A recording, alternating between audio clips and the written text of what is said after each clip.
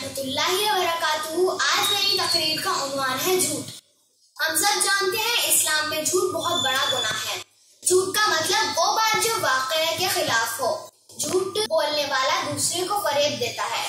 अरबी जबान में झूठ के लिए किज़्ब और झूठे के लिए काज़िब लफ्ज का इस्तेमाल होता है। झूठ चाहे जबान से बोला जाए या अमल से जाहिर हो या किसी को हंसाने के लिए बोला जाए, झूठ हर हाल झूठ है। झूठ की 3 किस्में हैं।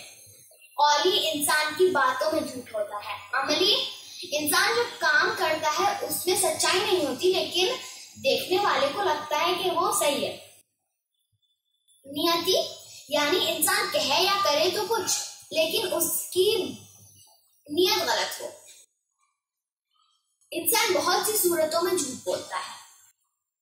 दीन की बातों में ऐसी बात बोलना जो दीन में ना हो।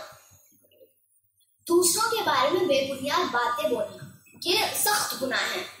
ग्राहकों से झूठ बोलना, झूठी कस्में खाना, झूठी गवाही देना, दूसरों को हंसाने के लिए झूठ बोलना, अपनी बड़ाई बयान करने के लिए झूठ बोलना, दूसरों के आपस में ताल्लुकात खराब करने के लिए झूठ बोलना, झूठे ख्वाब बयान करना, ये सभी झूठ सख्त गुनाह है।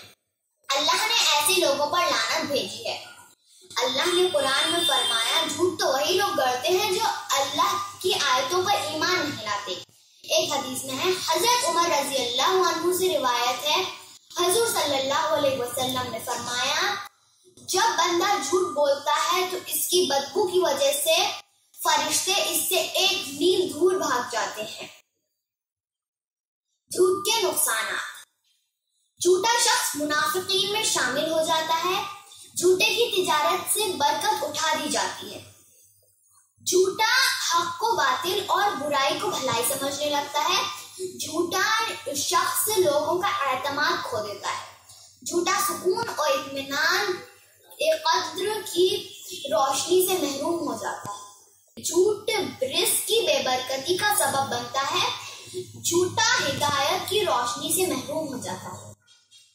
3 सूरतों पर झूठ बोलना जायज है। नंबर 1, कोई बड़ी बुराई, जंग, फसाद या लड़ाई को खत्म करने के लिए झूठ बोलना जायज है। शौहर का बीवी के लिए झूठ बोलना जायज है। जैसे खाना पसंद ना आए लेकिन खाने की तारीफ कर देना, ये भी जायज है।